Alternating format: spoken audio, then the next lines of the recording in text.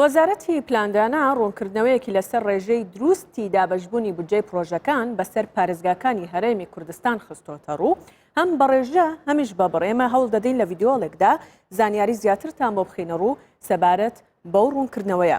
لە بوودجەی پەرەپێدانی پارێزگاکاندا بڕە بوودجەیە کە دانراوە لەو بڕە بوودجەیە پارە یاخود بە ڕێژەیی بێ یاخود بە بڕ بێت بۆ ئەنجامدانی پرۆژەکان لە پارێزگاکانی هەرێمی کوردستان تەرخان کراوە. بێگومان ئێمە باس لەوە دەکەین کە وەزارەتی پلاندانان بۆ دابەشکردنی بودجەی پرۆژەکان بە شێوازی 157 واتە ئەگەر باسی هەولێر و دهۆک بکەین لە هەولێر 134 بەرکەوتووە لە دهۆکش 123 بەرکەوتووە. باسی سلەیمانی بکەین یانی وەک دیارە زۆرترین پرۆژە بەر سلەیمانی کەوتووە 143. هەڵەبجە خۆی 102 بوو بەڵام ئەو 102 لەوی سلەیمانی کە 143 سێی کرایە سەر ئەوەی هەڵەبجە بەڵام بەو سەدایەکە بووە 103. بەڵام لە کارنامەی وەزارەتی پلاندانادا هاتووە ئێستا سەرخاڵی ئامادەکردنی بودجەی 2021 هی هەرێمی کوردستان بێگومان بۆی هەمان بنەما پەیڕەو بکەن و هەمان بودجە لەسەر پارێزگاکاندا دابەش بکەن. ئێمە باسی ئەو بڕە پارەیە دەکەین کە تەرخان کراوە 349 میلیار و هەروە 702 میلیۆن دینارە. ئێمە لێرەدا بێگومان بە ملیار باسی دەکەین. ئەگەر بە بڕ باسی بکەنەوەی کە پێشووتر باسمان کرد بە ڕێژە بۆ ئێستا بە بڕێ هەڵەبجە 4 میلیار و 500 میلیۆن دینار هەرچی دووهۆکە 77 میلیار دینار سلێمانی 114 میلیار و 350 میلیۆن دینار هەرچی هەولێرە 128 میلیار و 352 میلیۆنی دیناری بۆ بابڵین تەرخان کراوە. لە کۆبنەوەی سەرۆکی حکوومەت وەروە جێگری سەرۆکی حکوومەت بە ئامادەبوونی وەزیرانی پەیوەندیدار وەروە پارێزگاکان ڕەزامەندی لەسەر تەرخانکردنی بڕی 349 هەروە 702 میلیۆن دینار دراوە بە مەبەستی ئەنجامدانی پرۆژە لە هەر چوار پارێزگای هەرێمی کوردستان وەک باسمان کرد بەپێی هەمان ڕێژە ئاماژە پێدراوە. ئەم بڕی کە تەرخان کراوە بۆ ئەوەیە کە بەسەر پارێزگاکاندا دابەش بکرێت. لێرە دایمە باسی خەرجیەکان دەکەین جێ ئاماژەیە گەر باسی لێ بکەین لە سەرەتای دەست بەکاربوونی کابینەی نوێمی حکوومەتی هەرێمی کوردستان تاوکو ئێستا 366 میلیار و 749 میلیۆن دینار بۆ پرۆژەکان خەرج کراوە.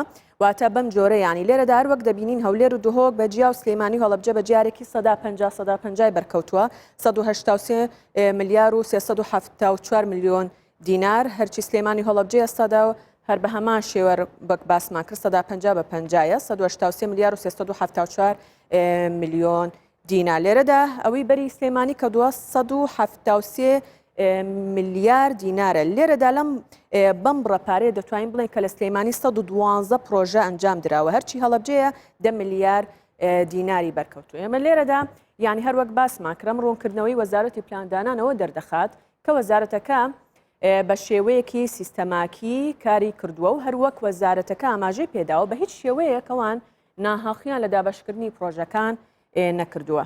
بەڵێ دەربارەی ڕوونکردنەوەکەی وەزارەتی پلاندانان وەروە تەرخانکردنی ئەو بڕەپارەیە کە لەلایەن ئەنجومەنی وەزیرانەوە بۆ پارێزگاکان دیاریکراوێمە لە ستۆدیۆی سلێمانی و میوانێکمان دەبێت زیاد کاکە ڕەزا ئەندامی ئەنجومەنی پارێزگاری سلێمانی لەگەڵمان دەبێت. ئەم کاتت باش وەک لە داتاکان دیارە و بینیمان حکوومەتی هەرێمی کوردستان گرنگیەکی زۆری بە سلێمانی داوە و بودجەیەکی زیاتر لە شارەکانی دیکەی بۆ دیاری کردووە. ئەوە ئێوە چۆن لێکی دەکەنەوە؟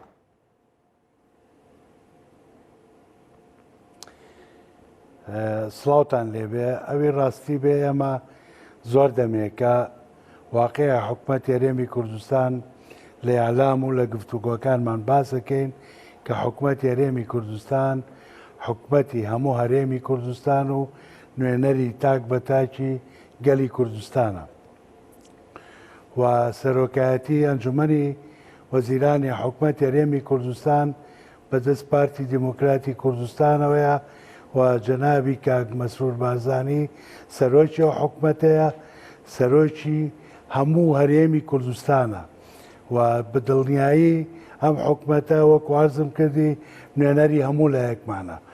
بۆیە ئەو دەنگۆیانە بۆ جارێکی تریش دوێنێ ڕەت کرایەوە کە حکوومەت غەدر لە شارێک یا لە ناوچەیەکی ناوەڕێمی کوردستان بکە و بە یەک چاو لە زاخۆ بۆ خانەقین سەیری هەموو هەرێمی کوردستانەکە و ئەوەی پێی بکرێ لە خزمەتکردن و خۆشگوزەرانی بۆ خەڵکی هەرێمی کوردستانی دابین نەکات. باشە بۆیە دوێنێ بەو بڕەپارە باشەی کە دابین کرا بۆ هەر چوار پارێزگاکە هەرێمی کوردستان جارێکتر دەرکەوتەوە کە حکوومەت نوێنەری هەمومانە و بە یەک چاوسێری هەمومان. یان لێرەدا بڕیارانە نیشانی دەدەن کە حکوومەت جیاوازی لە نێوان ناوچەکان ناکات؟ بە دڵنیایی نیشان دەدەن و خۆمان نەزانین حکوومەت هەرێمی کوردستان تا ئەم دەقێژ لە چ قەیرانێکی دارایی هەیە، بەڵام دوێنێکە ئەو بڕەپارەی دەستکەوت و هەستاوە بە دابەشکردنی بە شێوەیەکی یەکسان بەسەر هەموو هەرێمی کوردستانە دابەشی کردووە. ئەمە دەلالەتی ئەوەیە کە حکوومەت هەرێمی کوردستان بە یەک چاوسێری هەموو هەرێمەکەت. باشە بەرە زیاد کاکەیانی هەندێک لایەنی سیاسی بەردەوام باس لە پشتگوێخستنی سلێمانی دەکەن دەیکەنە بیان و بۆ مەرامی سیاسی خۆیان. ئەو بڕیارەی حکوومەت ئەو مەرامە سیاسیانە کۆتایی پێدەێنێت بەڕای تۆ؟ هەمومان دەزانین ئێستا گەر تۆ بێت لە پارێزگاری دۆک بپرسیت لەم بارودۆخی چەند ساڵە پڕ لە قەیرانەیە، ئەویش ڕەنگە گلەی ئەگەر لە سلێمانی زیاتر نەبێ کەمتر نییە، بەڵام بەداخەوە لێرە لەم دەڤەرەی ئێرە گلەیەکان ئەیبەنە خانەی غەدرەوە. هەلەساس حکوومەتی هەرێمی کوردستان غەدر لەم سنووراکە و بەو بڕەبوودجەی کە دوێنێ یا پێرێ دابین کرا بۆ هەرێمی کوردستان جارێکی تر ڕاستیەوەی سەلماندەوە کە حکوومەتی هەرێمی کوردستان بە یەک چاوسێری هەموو لایەکەکە و بەداخەواندێک کەس و لایەن ئەو قسانە و دەنگۆیانەی کە دروستیانە کرد تەنها بۆ مزایدەی حیزبی و خۆڵکردە چاوی خەڵکەوە بوو. زۆر باشە باس لەوە دەکرێت کە پێشتر ناڕوونیەک لە خەرجکردنی بوودجەی سلێمانیدا هەبووە.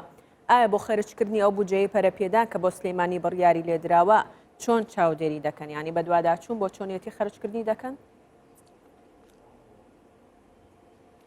یەکێک لەو بودجانەی کە بودجەی پەرەپێدانە بۆ پارێزگاکان ئەبێ لەژێر چاودێری و ئیشرافی ئەنجومەنی پارێزگا سەرف بکرێ. بۆیە بەڵێ ئەنجومەنی پارێزگا بە هەموو شێوەیەک چاودێرێکی وردی سەرفکردنی و پارەیەکەت. بەڕێزیاد ئەو بە یاسا ڕێگە پێدراوی نێمە. بەڵێ زۆر چاکە بەڕێزیاد کاکە ڕەزاندامی ئەنجومەنی پارێزگای سلێمانی لە ستۆدیۆی سلێمانی و میوان مابووی سوپاس بۆ ئامادەبوونت. سواز بۆ ئێوەش.